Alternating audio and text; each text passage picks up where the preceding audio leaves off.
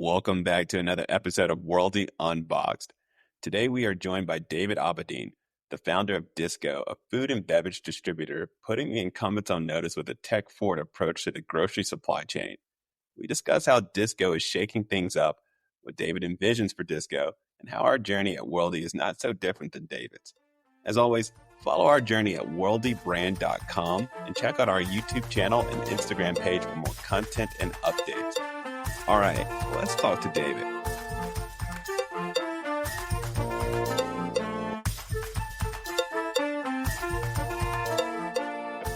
Brandon, nice to meet you. Hey, nice to meet you as well, David. Yeah. I checked out like the in sort of preparation for this conversation, even though I didn't want to prepare too much because we want to try to keep it as candid as possible. I checked out the produce podcast that you were on. I don't know when it was, but I creeped on your page and I just like found Appreciate it. that episode. Yeah, we recorded that like a month ago. Oh, okay. But I guess I don't know why, but he released it like a month ago and then it went live on Friday. So I thought I had to be live on it. He's like, no, it's the same recording. So who knows? But he's a great guy. Yeah, no. I thought it was pretty cool. I thought it was and informative as well because it allowed me to think about frozen food or frozen vegetables specifically a little differently. So, no, I thought it was a cool episode. Yeah. So he's primarily like a fresh produce guy, but I went on a hike with him in the Dominican Republic because the guy that's our mutual connection started going in like the 80s and has since sort of built this community that goes down primarily to the Dominican Republic and builds water projects. So you can do two types of trips. You go and you build a project, or they have this trip called the Pico Trek. So you climb it's a walk, but it was hard, the highest peak in the Caribbean called Pico Duarte. And you take a picture on the top and it takes 3 days and it's, you don't take a shower, you're wipey bathing but it was awesome. Spectacular. And then you're on the top of a mountain in the Caribbean and it's freezing cold. And it's bizarre that you're, somewhere where it's tropical and hot. And then you're at the top of this mountain. It's like 45 degrees and windy and cloudy. And it feels like you're in the Rockies or something. It was awesome. Wow. Yeah, that is crazy. I've gone to the DR a couple of times. My wife, she was in a Peace Corps down in nice. For I don't know. I think this is prior to us meeting, but she was down there for like 3 years, and then we went back to go see her host family and hang out in Samaná and do some kind of like some help around the community. And this off the grid type of resort where there's like no electricity, there's like nothing. And you go out there and you stay in it's a treehouse community. So you stay. Oh, cool. And there's zip lines all around. How cool. Yeah, it was pretty dope. That's awesome. We stayed out there for, I think it was like maybe 2 weeks. Yeah, it was a good time. I'm going to check that out because that sounds like something I would love. Yeah. That was probably like 5-6 years ago, maybe even longer than that. So that community is like, they built it up even more, that treehouse like resort community. Just checking out like their website and stuff, that they've done a whole lot with it. So yeah, I would definitely recommend it as like a cool little kind of like off the grid type getaway. Yeah, I'd love that. I need that every once in a while. Dominican Treehouse Village, I'm looking it up. You might have been right by where I was. Maybe so. Yeah, we're no, it's a little different. Yeah, it's on the other side of the country.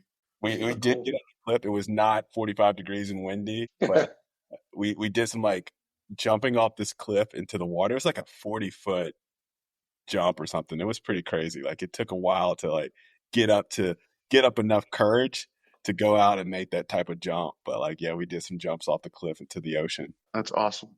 Yeah, I'll do some more research after. That's sweet.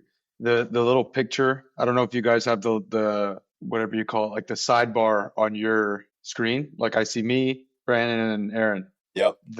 My little picture was the back of this sweater, which I got from like an NFT thing, 2020 maybe, like during COVID. So it's kind of embarrassing because I was like messing around with stupid NFTs, believing that was like the future of commerce. Yeah. I made money on it though. That whole phase was very bizarre. It's pretty of the internet money. Yeah, it is pretty crazy. And I don't know, at least for me, I kind of never know if something is just a fad or if it really is the future. So like with AI, a lot of people are like, oh, this is the future. Using AI in this way is the future. Using AI in this way is the future. But you'd never really know, like, is it actually the future or just is it just new and people are excited about it? And 5 years from now, we're just not going to use it at all. I mean, AI, Yeah. we will use it, but some applications, it's like I don't really know if we're gonna be using it like that in 5 to 10 years. I mean, we'll see. I use it almost every day. It's basically replaced Google for me and everything. And what kind of plant is this? To help me pick an ERP based on these requirements of what we have to do.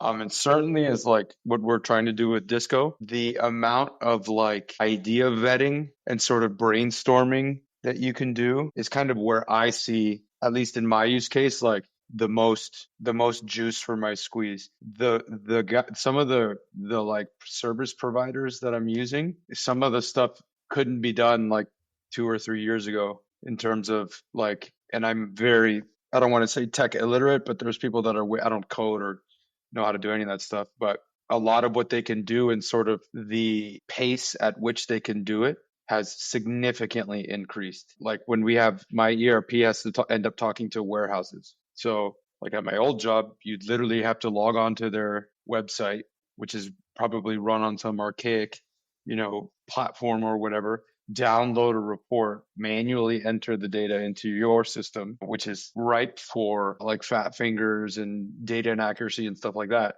But with document processing and like the ability for these computers to talk to each other now, it's going to allow us to like rapidly scale, which is super cool. So that's how they're using it. I use it for nothing more than like a supercharged Google is how I feel like it works. And I tried Replit to build something, but like I wanted to make basically like an app that's a companion for seniors because I have a dog named Max, so I was going to call it Hey Max, and the you could talk to it. So if you're imagine like an Amazon Alexa, but for somebody who's older, like hey, remind me to take my pills or call my doctor, or like you could just shoot the shit with this robot while you live in a retirement home or something like that, or the kids are moved out, or help me with this recipe. So I plugged that into Replit, which is like the app builder. Yeah. But I mean, 1% into the code, I'm like, I don't know how any of this, I don't know what this means. I don't know how this works. I have zero know-how of how to build things on a computer, further than Excel spreadsheets. So everything else is kind of foreign to me. Yeah. I think that's exactly how I use it too. I was talking to Aaron about it the other day and saying that it's just been another, I call it like an assistant. So for Yeah, chat, that's kind of like what I use. Maybe that's like too mainstream now. People are using all these other things, but yeah, I'm a mainstream guy. So I built this like chat GPT assistant in chat GPT, like a worldie GPT is what I would call it. And cool. you like train it. I fed it a bunch of like information and then kind of use it the way that you kind of described, just bouncing ideas, brainstorming. I can get like not this is definitely not some kind of promo or commercial for Chat GPT, but like I use it to be that assistant that I could bounce ideas off of in the middle of the night. It's smart on worldly now, so it knows Yep, what we're trying to do. I give it a tone of voice for it to like speak or to cool. back to me out and even like how it should like view my comments. Like, should it be like, should it think of it like critically? Should it be like supportive? All blah blah blah. Yeah. Get it set up the way I kind of want it, and then I just used it to like be a supercharged version of Google. Hmm. But yeah, it's been very helpful in that sense. And as I envision it like growing and being a better platform for this type of like interaction, I think about it, especially for like startups or smaller businesses, like replacing like the contractors or uh, Absolutely. even like some employees, like being able to like replace that, and you're able to get further with a much leaner team. And so it's something that I wanted to kind of like dip my toe in a little bit so that I can be a better prompter, because I think the prompter Yeah. is a much more powerful player going forward. So I don't think AI. That's the name of the game. Is how, and I try to almost like, ask it how best can you help me arrive at where I'm trying to go. So like you ask me questions and then we'll go from there. The memory feature has been incredible. So I could say, hey, remember when we were talking about whatever, 3 months ago? Well, I have this new idea that I want to replace some process that we were doing with a different view. What do you think? And I see on Twitter all these a lot of like you were talking about prompting. Yep. Say, okay, frame this with a very contemplative framework, for lack of a better term, and you can see it working through it. And I think it's not just like to me, it's like that supercharged Google thing. Yeah, it'll get you results and you can figure stuff out quickly. When I always, like the other day, I forgot how the hell I got on the topic, but I was like, I like messing with it. So I was like, hey, if you didn't know language, like how would you try to communicate with me?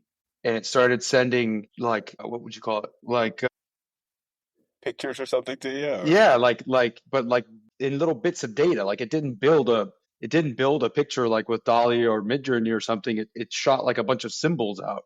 And I was like, hey, what do you think this means? And then it asked me to do it back to it. It was like, that was kind of weird. And this was like ChatGPT like 3.5. And now we're on, I think, O1 or Pro or whatever that's apparently advancing. I don't know enough about like the technical side of what they're good at.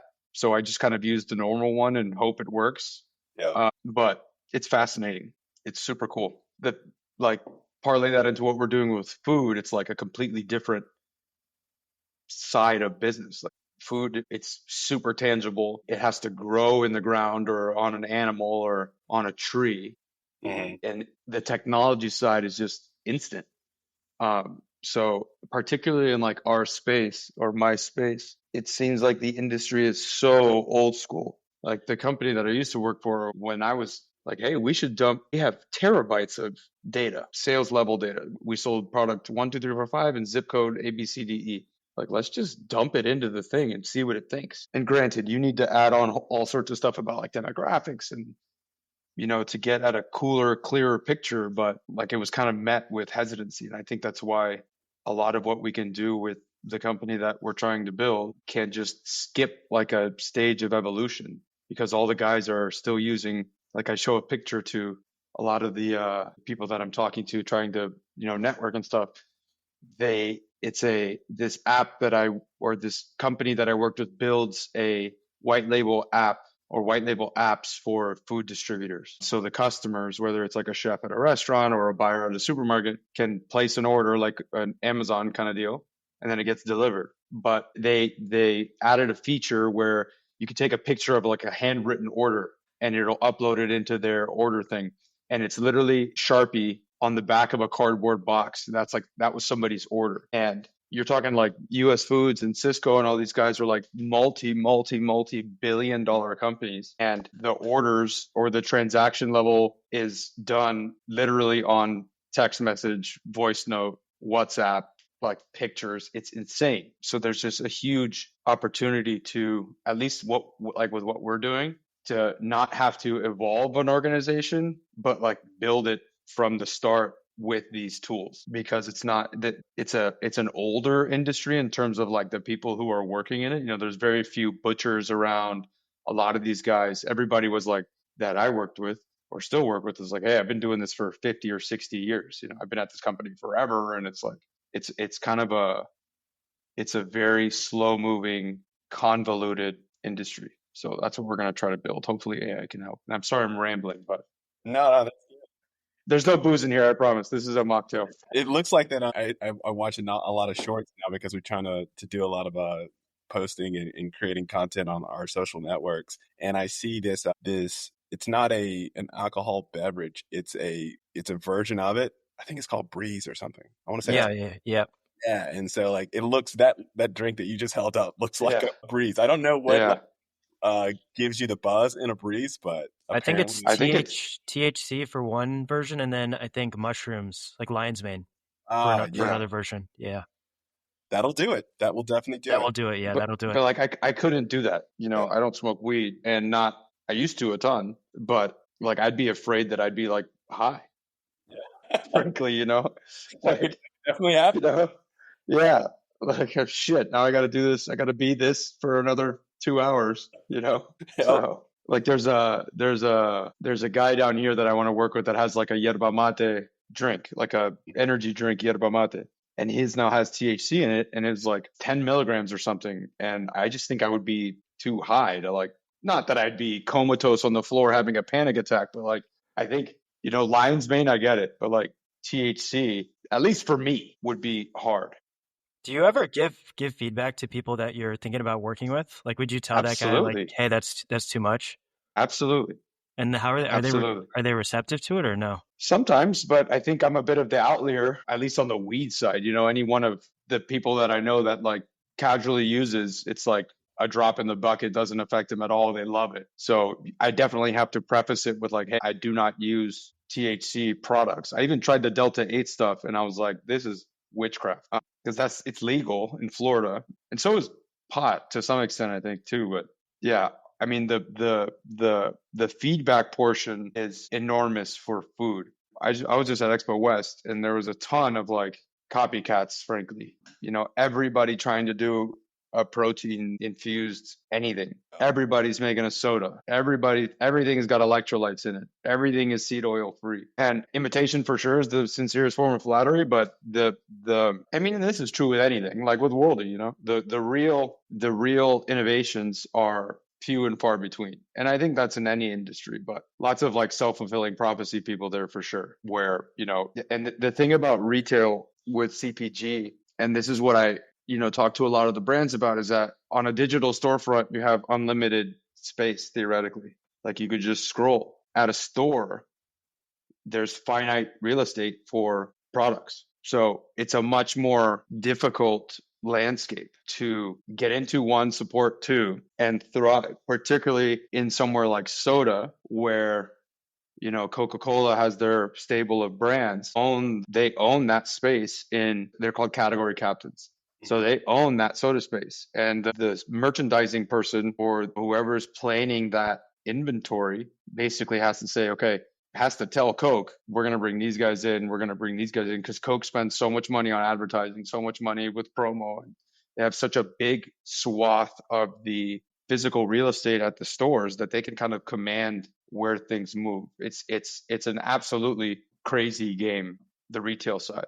And then you go to somewhere like Expo West where there's thousands of cool products, 99% of which the general population will never see in their supermarket. So a lot of it is like what we're trying to do is like democratize isn't the right word, but there's a shitload of cool products that people want. But the steps to get from somebody's cool product, like that Brez drink, down to filter all the way to a supermarket is very difficult with distribution, slotting fees, all sorts of noise. Because you're physically moving boxes around the world or around the country on a truck, and then somebody's got to open the box and merchandise the inventory. But I think there should be a way where you can trim the difficulty of, or the steps involved with getting a brand on the shelves. The end consumer, you and I at the supermarket, have a lot more say in what's on the shelves. And I think that has to be done, because it's very much like an illusion of choice at the supermarket, particularly with like,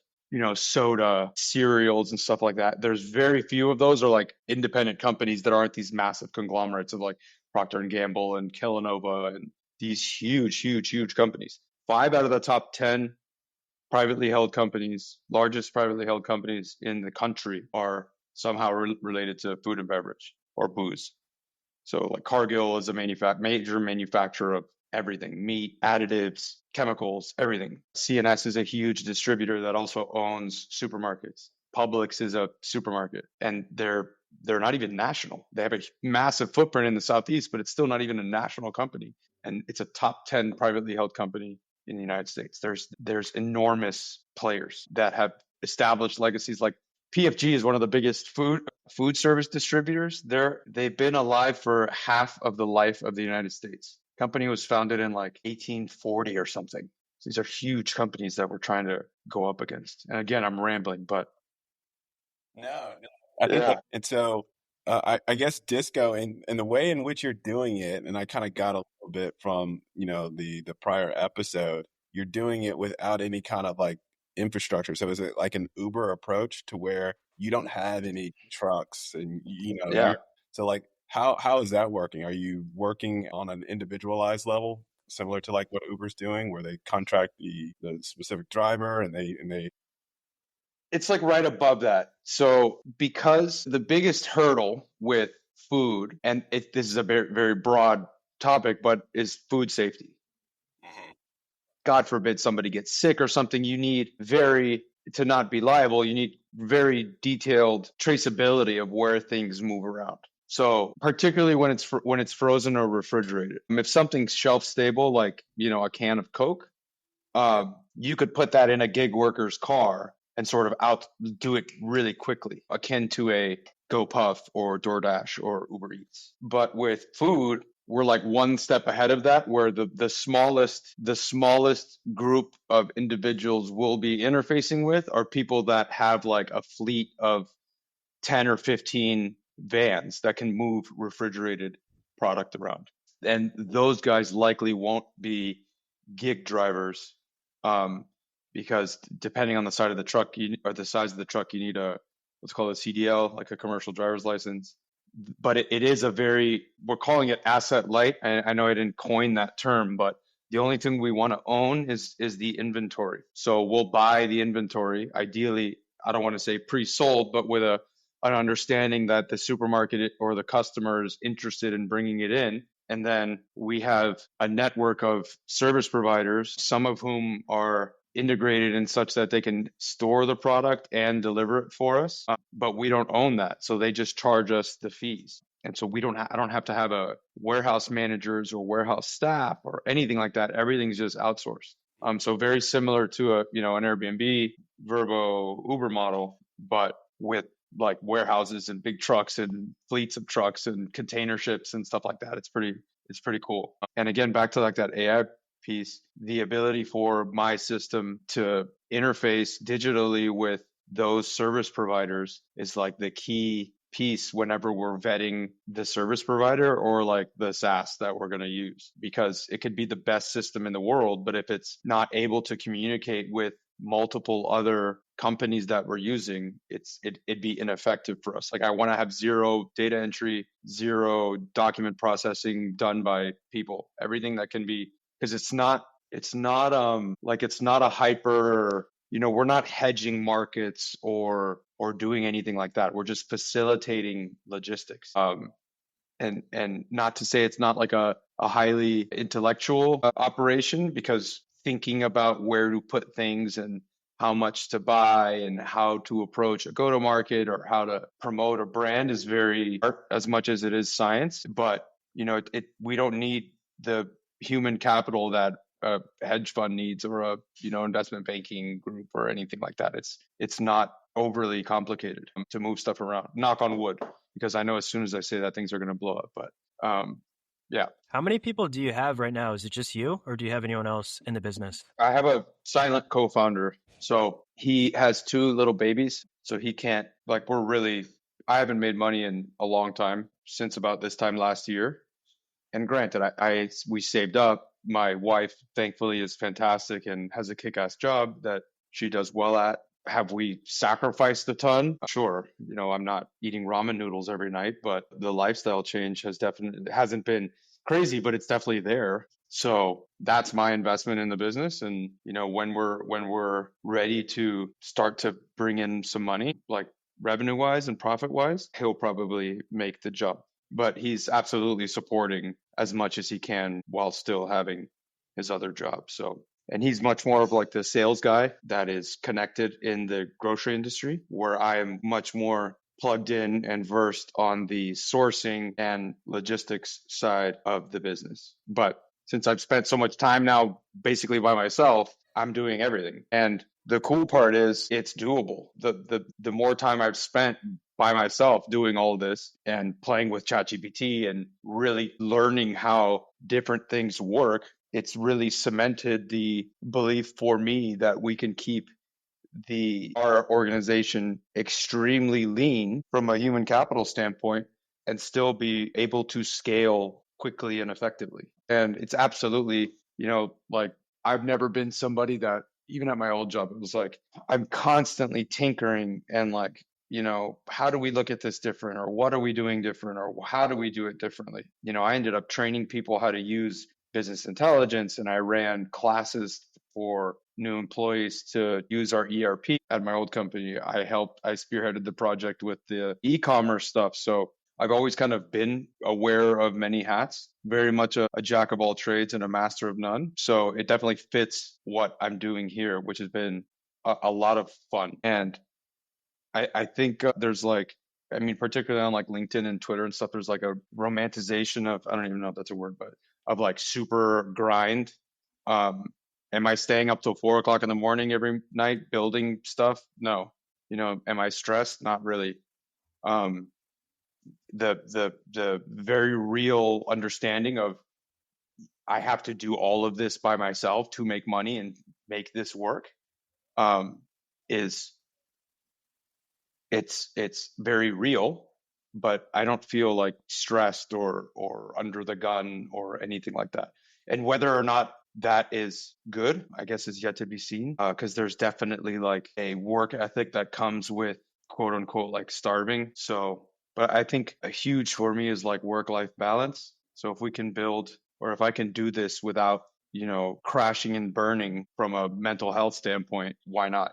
And I don't want, this isn't a go build a company, sell it or IPO it or roll it up to a VC firm or whatever. Like, I think there's a very real possibility for us to elevate, because we have ideally we're a lower cost option, or we can be a lower cost option, instead of raising the top bar of consumption. Like, not everybody can shop at Sprouts or Whole Foods or Erewhon or whatever. But what we want to cultivate is like the staples are healthier for everybody. So pushing the bottom bar up. And that's not something that I'm really like, I'm not really keen on like building something and just exiting, which I feel like, talking back to Expo West, a lot of people, not that it's like get rich quick, but people see these exits and they're like, that's what we can do. I don't think that's like at least from my perspective, like a healthy North Star in terms of building something that lasts and does good work. That's what we're trying to do. Like some of the companies that we're working with, one guy, his company provides microfinancing to his farmers in Honduras and Nicaragua. Like that's cool shit. Because the bank won't give these guys loans. So he takes out a huge loan, loans it to the farmers. They pay him back and they sell their yield or their crop directly to him. So it's like a huge win-win. That to me is exactly how capitalism should work. And the tagline of the company is everybody eats. So the idea is that the farmer does well, the manufacturer does well, the distributor does well, the supermarket can do well, and then the ultimate customer, you and me at the store, eats well. So I think it's definitely doable. I hope so. Yeah, I like that tagline. I need to trademark it before somebody steals it. Yeah, I probably can't trademark that, but it'd probably be hard. Yeah, Brandon probably knows best though. He's the lawyer. Yeah. Both my parents are attorneys, so they always strike the fear of God in me with anything I do. Always associated with whatever you kind of try to do. So yeah, kind of poo-pooing things. But speaking of poo-pooing things, how has like the tariff, like this current administration, how's that like impacted sourcing?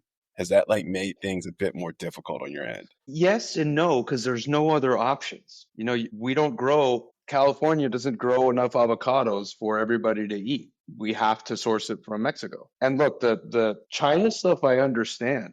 Mm-hmm. If you talk from in a geopolitical context, they're a technological and military adversary. But Canada and Mexico, it's like I don't quite understand, at least from a agricultural standpoint, tariffing these products, because the price literally goes directly to the consumer. No part of the value chain absorbs any of those costs. Short term, a tiny bit, but there's a 10% tariff, the product just got 10% more expensive. And that goes right to our wallets. So from an agricultural standpoint, you need at least sourcing within the hemisphere, because we can kind of grow everything, the majority of what we eat in this hemisphere. There's some stuff that we get from Eastern Europe and Spain and stuff like that, but we can get along with Chile, Mexico, Peru, Guatemala for produce and seafood and stuff like that. again, you just can't get it anywhere else. You can only get Chilean sea bass from Chile. You Yeah. know, we don't grow mangoes in the United States commercially. We don't grow papaya or any tropical fruit. The chocolate can't be grown here. Coffee can't be grown here. So if you're from building cars, sure, I understand on a fundamental level the desire to bring jobs or manufacturing or whatever the administration wants to do. But from a manufacturing standpoint, it takes generations to build any sort of, or to change any sort of major manufacturing capacity, from literally like a capital side of building factories and roads and infrastructure and power and all that stuff, and then a workforce that's willing to participate in doing the work. So for us in the food space, there's nothing, you can't do anything about it. So a lot of the stuff, there has been a significant move away from Eastern Asia for sourcing, particularly into Central and South America, which is something we're hoping to capitalize on. Yeah. But there's no, you can't do anything about it. So unfortunately, the cost goes directly to people at the supermarkets and restaurants and all that stuff. There's no relief, or none of that cost is being offset at the intermediary level. Zero. Yeah. So I think like food and like produce and anything like you kind of get at the grocery store, maybe even more than any other type of product, where price kind of dictates in the consumer's mind quality. So if we are trying to, and I don't know what the political, ideology is about putting tariffs on food coming in, but I assume it's to get Americans more prone to purchasing U.S. produced goods. And if that's the case, if price, or people see price as like an indication of quality, and they see like, oh, Mexican avocados from Mexico are, 50 cents more than ones that are coming out of California, they must be better than the ones coming out. The same thing with like, fish. Like, okay, we got Chilean sea bass, it's $2 more than like, some fish that's local here. And you start like thinking like, oh, these types of products are better. I think it plays against the idea of trying to persuade the U.S. consumer to buy local or to buy more brands that are local. If you start, no, that's a great point, and I think that is absolutely part of the equation. I do think that as things get more expensive, the likelihood that they are bought at the same velocity they were before decreases for sure. But yeah, people do. I mean, you see it at like Erewhon and stuff like that. People like to go buy expensive stuff. So yeah, it's insane. It's insane. And I've never been. I want to go. And they're doing a great job, really, at least vetting what they're putting on the shelves and stuff like that. So although everything is super expensive, it's not just spacey like the products, and they really give a shit about ingredients and sourcing and things like that. So that's really good to see. What's heartbreaking is like some grocers, and we won't name names, but don't care. It's not that they don't care, but it's like, what's it cost? How soon can you deliver it? And I think that, regardless of your sort of political affiliations, the drive to have cleaner foods is a net positive for all of us, for sure. So hopefully that continues to trickle down into the ecosystem. And is it all going to go away? No. Should it all go away? Probably not. There absolutely needs to be a collective understanding that a lot of the stuff that we eat has nasty shit in it and doesn't have to have that in there. Like I'm still fighting off a cold. Like, why does my Mucinex have dye in it? Like, I don't care what color it is. Why? I don't get it.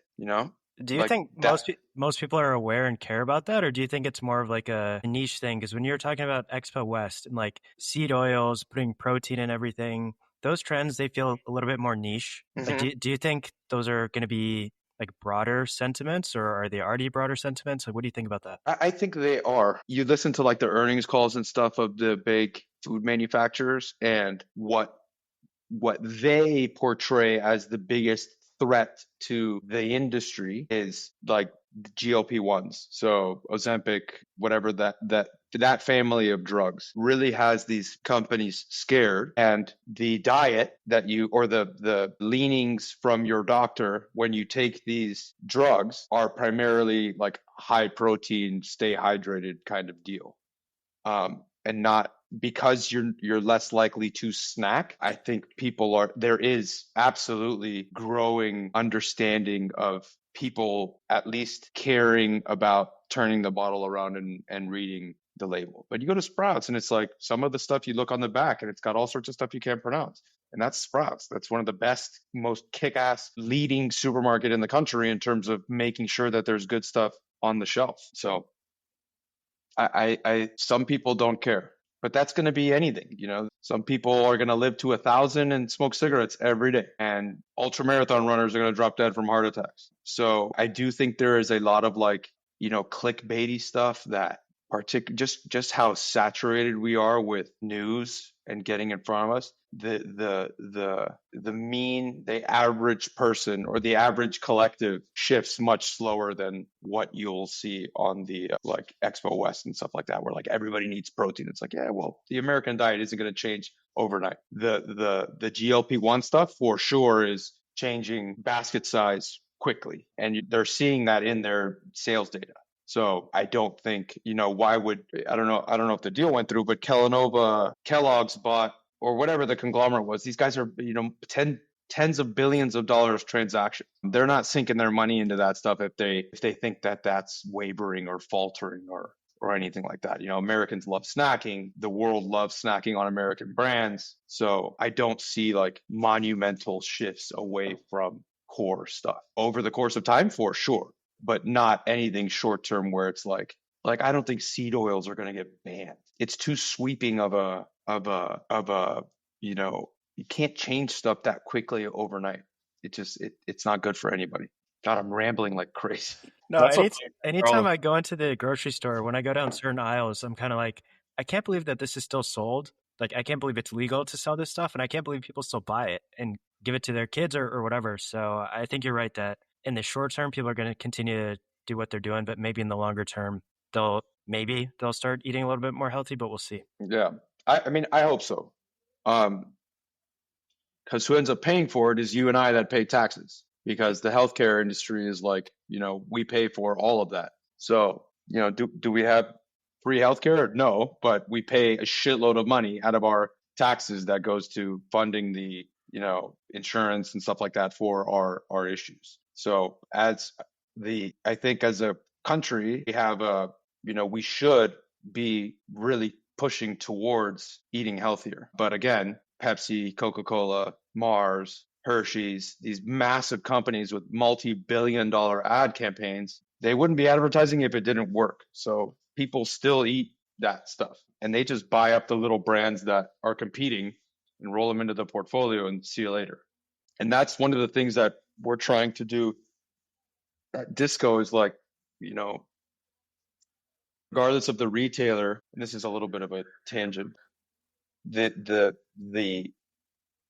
distributors should play a role in trimming their offerings to, look at each category holistically and say, are we moving the stuff that we think is the best that we can put on this shelf? Not the stuff that's going to maximize the dollar.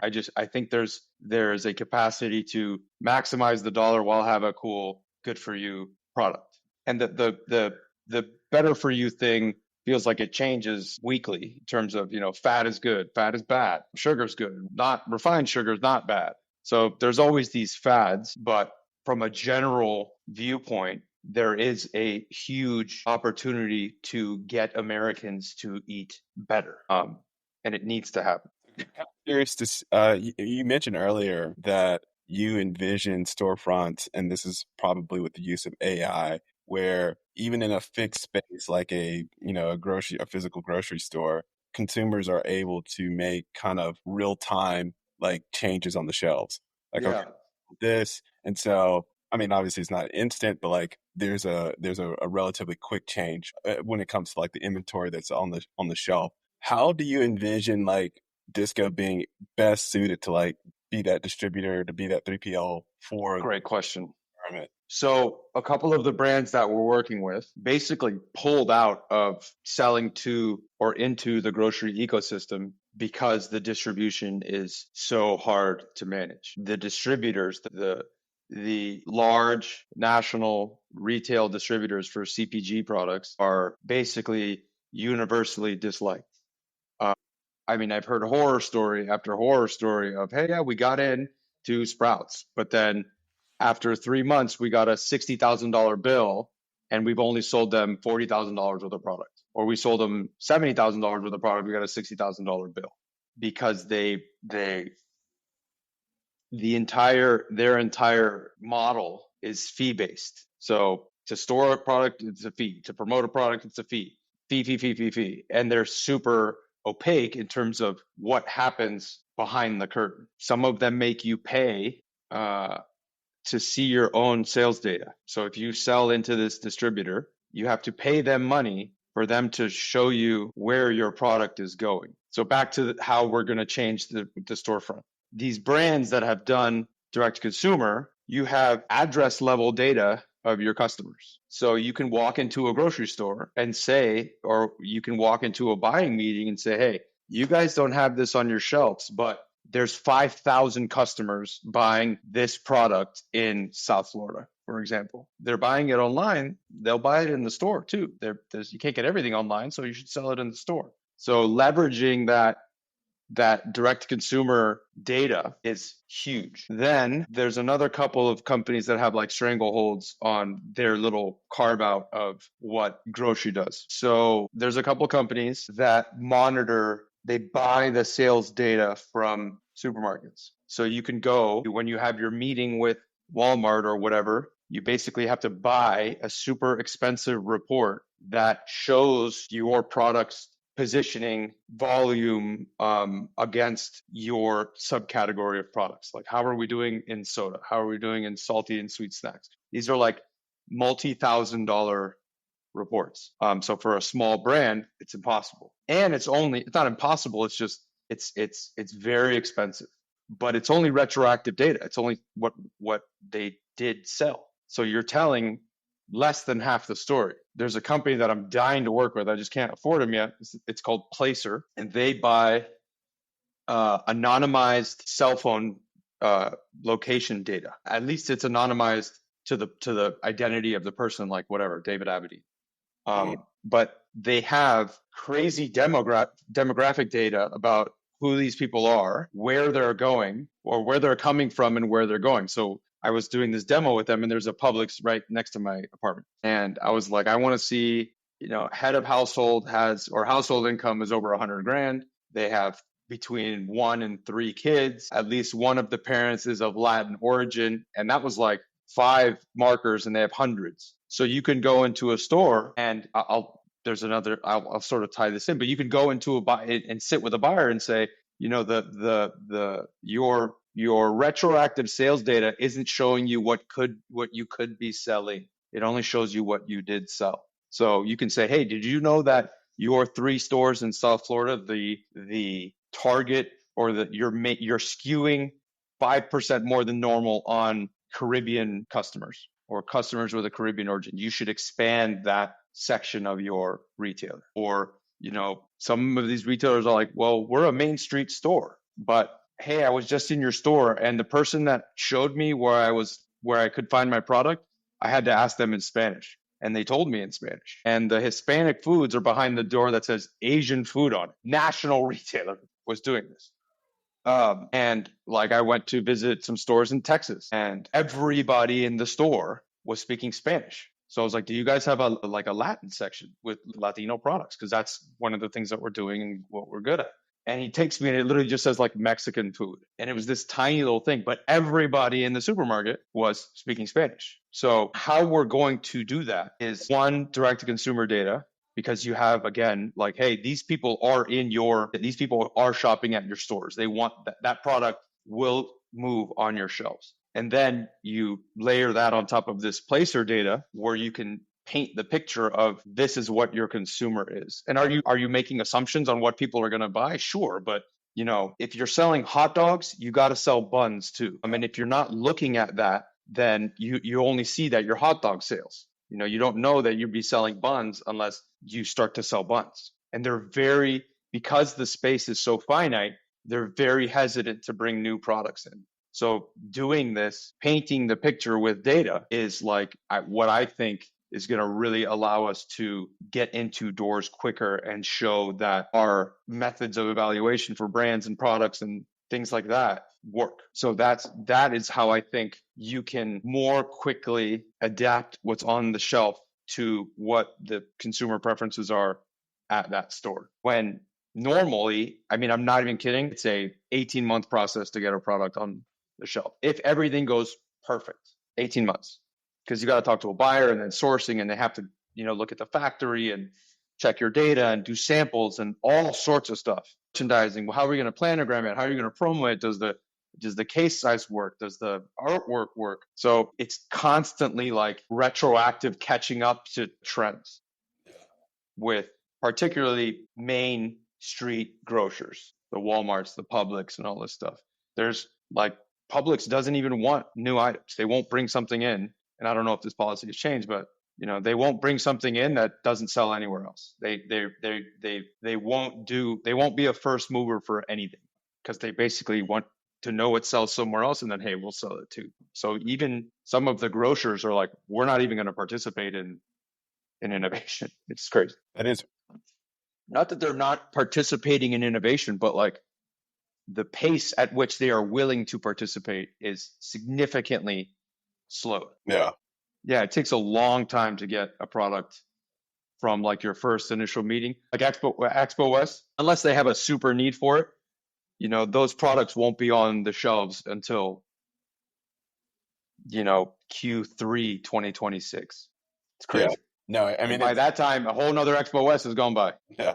It sounds like an uphill battle for any smaller brand that's trying to break into an industry, especially if they're attached to some trend. Whereas these larger conglomerates, these larger companies are able to, I'm sure they have ways to grease the wheel. So it's not going to take them 18 months for their product. Of course. So yeah, it seems like a very difficult task for smaller brands to try to kind of Absolutely. And then you're a small brand pinching pennies, and the distribution ecosystem is not set up to facilitate your success. It's just the fact of the matter. It's crazy. But these guys have the scale, the logistical scale, the breadth of portfolio that it doesn't really matter to them.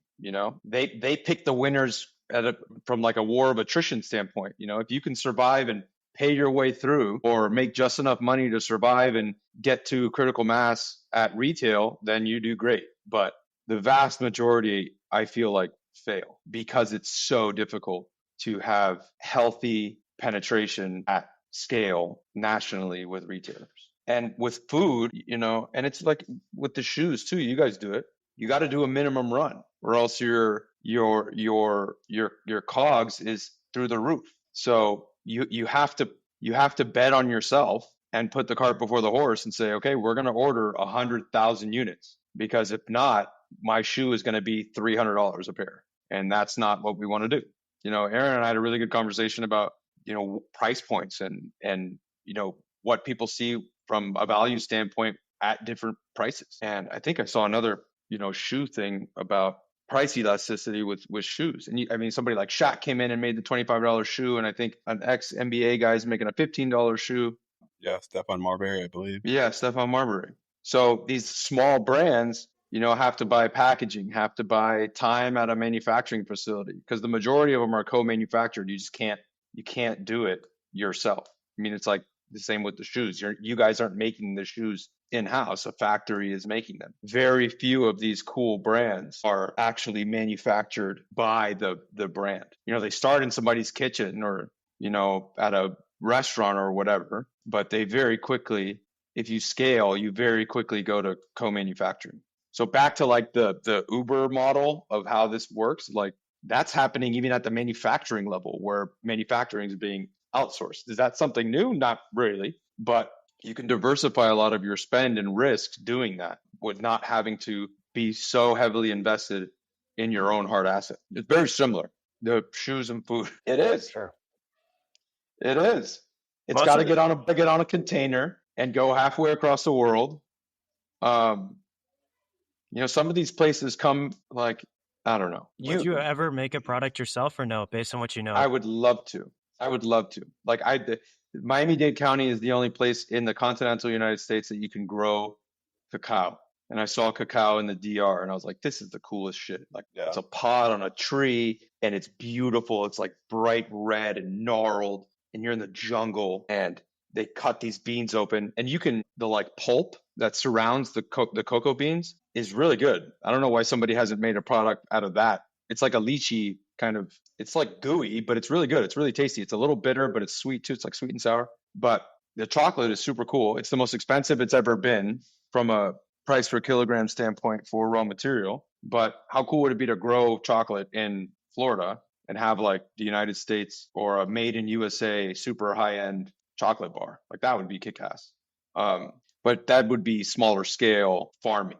I've always wondered, like, if I hit the lotto, I would just go buy a farm and grow stuff. I love bonsai trees and making my own hot sauce and growing peppers and stuff like that. Granted, Florida's a great place to do that because we can grow almost anything. Yeah. But I want to make my own brands or my own brand of a family of like Latin products for sort of the 21st century. But all of that will be co-manufactured, all of it. I mean, unless we got to a scale where it's the number one brand in the world or the number one brand in the country, then you can do some of it in-house. But I mean, Coca-Cola doesn't bottle their own products. They have regional bottlers and they don't make anything in Atlanta. So it's definitely a model that works from a cost perspective. That's pretty cool. I didn't realize that you wanted to be a farmer. If you hit the lottery, that you'd become a farmer, but that's pretty cool. A mezcalero in Mexico, make mezcal. That would be cool. That's what I want to do. Or have a cool farm in like, South Florida that grows all sorts of tropicals and makes, I like being outside a lot. So growing things is super rewarding. Yeah. Like I have it drives me nuts. You drive down the highway in Miami, there's like a, tree growing out of the side of the highway that's covered in motor oil and debris. And then I give all my tender love, to a tiny little tree and they don't like me. So it's so hard and it's so slow that it's like a very good reminder that instant gratification isn't everything. Like I made my own hot sauce with a pepper that I grew from a seed. That's cool to me. So I like doing shit like that. And it's called a Bahamian goat pepper. It's like a cousin of the habanero. It's hot. I love hot. It's delicious. Yeah. It's delicious. Delicious. Yeah. Food is and I mean, I put a post on LinkedIn, like every single brand that I talk to needs a different avenue to get to retailers. And even the innovative players, the Whole Foods and the Sprouts of the world are basically reliant on these companies that people don't like to work with on the brand side. So they do all these innovation things and it's all good. And, we're leading the charge against processed foods and hooray. And then it's like, well, you have to use these companies to get your product to us because they don't have the ability to self-distribute, whatever the case may be. So it always kind of sat weirdly with me that the way I look at it is like farm to table. There's super cool innovation at the farm, regenerative agriculture. I went to a tea festival after Expo West that the guy has the first regenerative organic certified green tea in the world. It's fantastic. We saw pictures of the farm in Korea and so a tea bush it's a tree, but they generally cut them shorter so the people that pick the leaves they don't have to reach up. So this guy lets the trees grow. There's deer everywhere. There's geese. It's super cool. So he's busting his ass to make a cool product at the farm.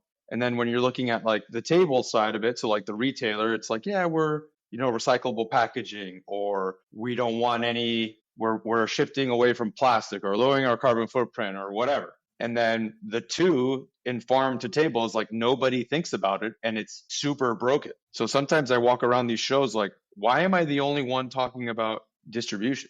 There's a couple of other companies that are similar to what we're doing. Our model is a little bit different and in my opinion, like simplified, which is a good thing, but it's like the 600-pound gorilla that everybody's afraid to talk about. In fact, people have spoken out against the difficulties of the distributors and basically been like blacklisted. And they're like, yeah, we're not going to carry your product. Oh, and that PO that we sent, it's now canceled. Like recently it's happened. Like that's insane. And so you look from I'm no Steve Jobs, but it's like massive industry with a shitload of participants and the net promoter score is 0. There isn't even a net promoter score for food distributors. And then going around and talking to people, it's a universally disliked experience. And it just doesn't need to be that way, particularly with what we're doing where we can scale so quickly and provide good service. And again, everybody eats. It's not that it's recession proof, but you can't get fed by ChatGPT. Not yet. So Not yet. not yet. You both said that. You both said that simultaneously. Yeah, we'll be eating goop in no time. Yeah, for sure. Like the Matrix goop that they had in the original ones. It's funny that you mentioned that, like, kind of like almost like mobster type of mentality up at the top. When you have very small amount of like people who are actually running the industry, the incumbents who are actually running the industry, and how they can kind of blacklist you. And there's all these kind of things that like happen that seem to like the casual observer like, oh wow, that's a bit nefarious for like the food industry. Like I didn't think that down there. And we kind of ran into the same thing in the footwear industry. We're like, oh man, this is like kids footwear, like it's hunky dory, unicorns and rainbows and stuff like that. Yeah, everybody's happy to be here, and woo. No, not at all. Watch what you say, watch what you do, like because people it's crazy.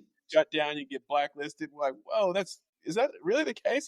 This is kids footwear. Like, no, this could happen to you. Wow, it's a bit eye opening, and maybe I'm not as surprised now that I hear from you with the food industry or the distribution and whatnot. So like, yeah, it's kind of crazy that when you have a very small minority group of entities or people running an industry, like how mob-like it actually becomes. And the way I describe the problem, or one of the ways I describe the problem, and it's not the problem, it's just a symptom of the issue. There's however many hundreds of millions of Americans, 300, I forgot what we're at now, 360 or whatever.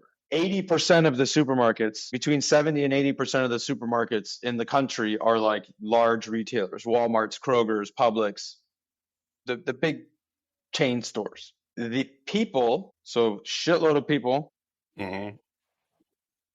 minimal options from a grocer standpoint, and then the people that make the decisions at the grocers that control more or less what all of us buy at the grocery store is a group of like maybe collectively a couple thousand people. So like the frozen buyer, the frozen vegetable buyer at Walmart controls every bag of frozen vegetables sold in every Walmart in the country. It's like an insane amount of reach and like not consequences, but they're what that person does and brings into the store feeds millions of people. It's crazy. So the industry is so consolidated with very few power brokers that it's super scary. But what we're trying to do, back to your great question about how do we reflect on the grocery store shelf what the consumer preferences are locally? What we're doing is very much leveraging the sales ethos of the brands. I don't want to sell anything. Will I help promote our brands? Absolutely. I want to be a subject matter expert in everybody that we're selling. I really want to give a shit about their products, and I want people to eat them and love them and feed them to their families. But I don't want to be the person knocking on the door and saying, here's our portfolio of goods. Nothing beats like this tea guy, Michael. He passed around a baby tea plant to the 50 people that were listening to us talk about regenerative agriculture. And it was like he was floating. He was so proud of what they're doing. And you can't replace that with a salesperson. You can't. So what we want is take Michael's great tea and make the two in farm to table so seamless that we can get his product via what we're building at DisCo down to the store level where people will buy it without all of the mess in between. It's a massively huge undertaking, but come to full circle with what we were talking about at the beginning of the conversation with AI and stuff, the ability to make that happen from a technological and hard asset standpoint it's doable. So there shouldn't be a reason why it's not done. We just have these power brokers in the middle that slow everything down, and everybody takes their pound of flesh. And it's in the back of everybody's mind is what are the products at the supermarket that I'm looking at on the shelf? Like, how did this get here? Not even from a purely logistical standpoint, but how is this can of tuna in front of me right now? Who's the buyer that did this? Who's the guy that made the brand that is now selling to the that he had a broker and the friend knows the buyer and they went to get drinks at a show and the guy said great, or another brand screwed him over. So they picked this guy in and now they sell millions of units. It's like, and we all have tons of shit that we're constantly thinking about. So am I one of a few people who goes into a grocery store and looks at all the products and goes, oh my God, how did this get here? This is cool. This is from Turkey. This is from Serbia. This is from Russia, whatever. I'm in the business, so I get it, but it's a very like, for how tactile and ubiquitous these products are in our lives, very little thought goes into like, how the hell did this stuff get on the shelf? Or why is this shown to me versus something else? So ubiquitous, I don't know where I pulled that out of. Kind of going back to, you guys are going to delete this episode, I promise. We're going to rewatch this and you're like, this guy's just and I want to hear nonsense. I want to hear your answer to this question. Yeah. Because you kind of like already set up the stage to where we're talking about a few players in the industry, a few big incumbents. We already know how they operate, and not all of it is like good as we've described. And like, so you kind of have, you get to a certain level, and you've talked about winning the quote unquote lottery and going creating and building your own farm and kind of doing your own. You get to a certain level. DisCo gets to a certain level. There's an opportunity for it to be a lifestyle brand. Yeah. I mentioned you can kind of stick with it. You kind of do your own thing. You're not really messing with the incumbents too much, but you kind of carved out a little bit of the market for yourself. You get a strategic knocking on your door with like a check with more zeros than a freaking and you now have the decision, like, do I kind of sell out to this big strategic and go off and do what I've been envisioning? Like, this is what I want. I want to go off to a farm. I want to grow peppers and make hot sauce. Yeah. And try my hand at, cacao trees or whatever. So like, what do you do in that situation? Somebody asked me this week because she, like a lot of other people, has had poor experiences with distribution. And she was like, what if one of these guys comes in and gives you a massive number? And you definitely think about it. But first of all, nothing I say will prepare me for that day. There's no way to know how I would react. Right.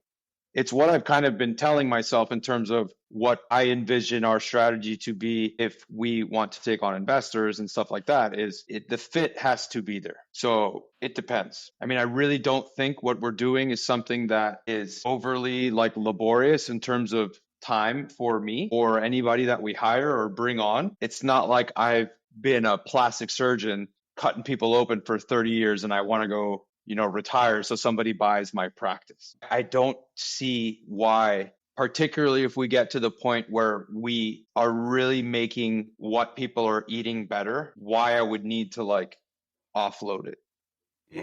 And you can still own the business. I mean, if somebody was like, dude, I'll give you $100 million, I'd have to look in the mirror really hard, but maybe ask them for 150 and then shake their hand and walk away. But I don't know. It's a crazy question. Yeah, it is. And kind of an unfair question, but I think you have. No, I love it. I love the question. We have to ask each other hard questions because that shark is going to eat you alive in those conversations. Absolutely. And I'm a huge believer that like when you really know like what you're doing, nobody can outmaneuver you in a setting like that. If you really believe in what you're doing and you really know your shit and you're like obsessed with what you're doing, it's like clear eyes, full heart, can't lose. You're not going to get bullied over in one of those situations. That's the second time somebody's asked me that this week. So I'm hoping that's a sign of things to come. Yeah. Speaking good things into the universe. Yeah. I mean, as an attorney, it depends is always an appropriate answer. Dude, both of my parents are attorneys. My mother they're both trial civil defense attorneys. So my mom is, I think I'm definitely misspeaking here, but I think she's like one of the first or the first female president of the American Board of Trial Advocates. Okay. My dad was a hotshot and president of the Florida Bar and stuff. So I got a lot of it depends my entire life. And a lot of do as I say, not as I do. And, that's why we have insurance. Lawyers are a good group, and people think it's such a bad rap. It's nonsense. Yeah, I agree. Absolute rubbish.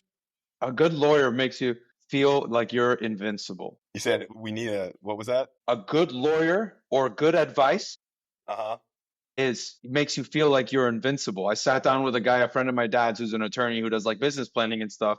And he was asking me stuff that I didn't even think about. And I was like, dude, this is invaluable advice. And he's like, look, in 15 years, when Brendan, the exact question that I just got asked, if you don't have your ducks in a row, somebody's going to come and take the whole thing out from under you, because you didn't listen to the attorney 15 years ago. So it's an absolutely, you got to have attorneys always around.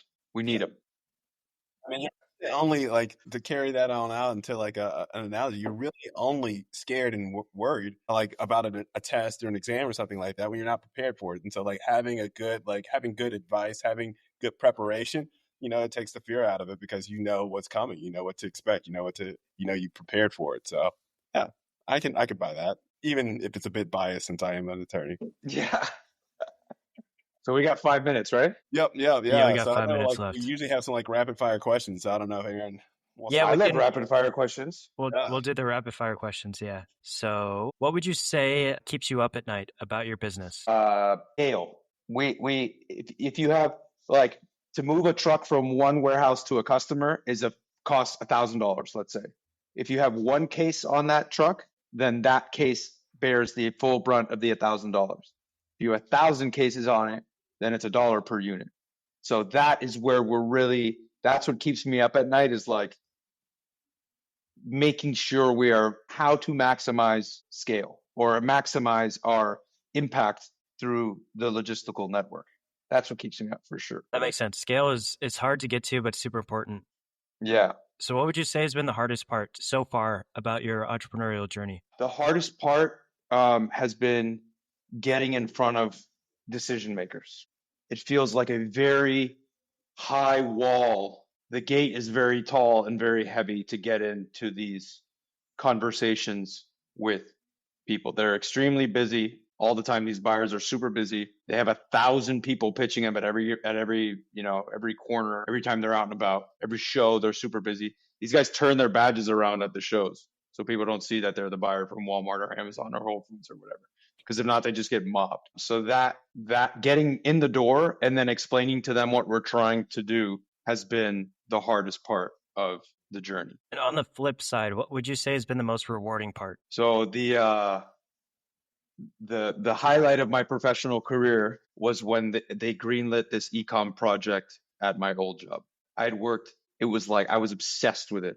And I believed in the company, and they were very young, but they were kicking ass, and I loved their team. And I almost got laughed out of the building when I floated this idea of like, hey, we need to have some B2B e-commerce. And when we launched that and the first order came through and it got fulfilled, and it was like a 30% profit increase over average order, 7 new SKUs versus like very little organic adoption, double the volume. It was like, I think I shed a single tear because I was just like, holy shit, this worked.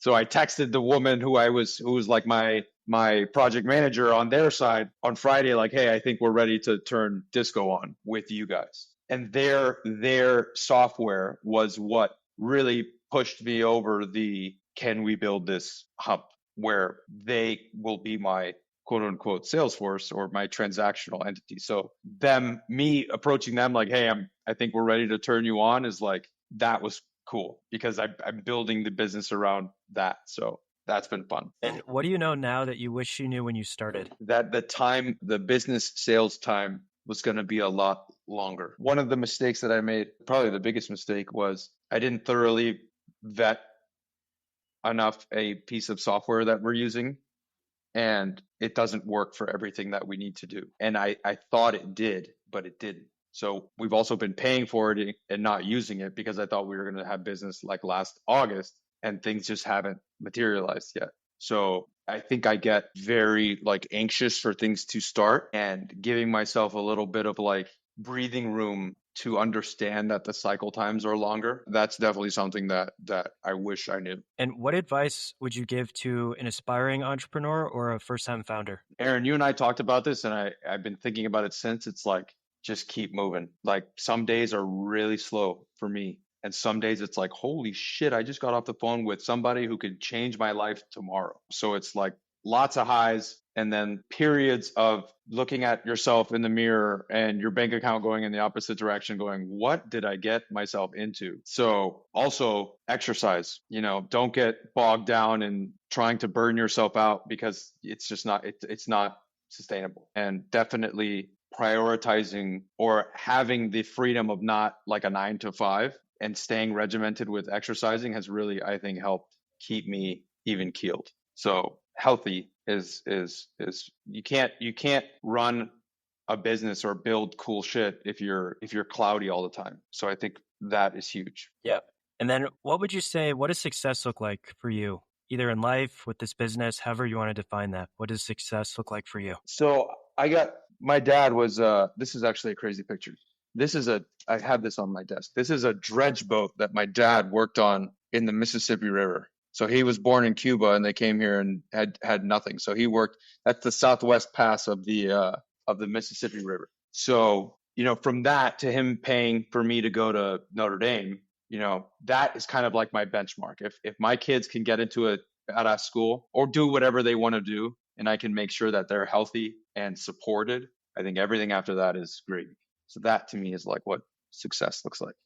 And then there's no number, but that to me is that's the benchmark. That's where we want to be. Makes sense. And then where can people find you and DisCo? Our website, thedisco.tech. Follow me on Twitter or X. I'm trying to be as active as I can on LinkedIn. David Abadin is my LinkedIn. So that's where you can find me. Awesome. Yeah, sweet, man. It was awesome chatting with you, dude. Learned a lot in this past hour and a half. And I listened to the one of the guy with the Oh, yeah.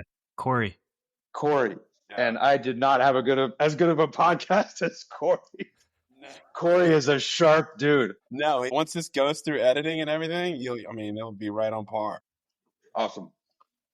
Well, thank you guys. Thank you, man. It's fun. Awesome, yeah. Yeah. Keep in touch, please. Yeah, Will do. Sure. Yeah, for sure. All right, guys. All right, man. Take care. Have a good one. You too. See ya. Bye.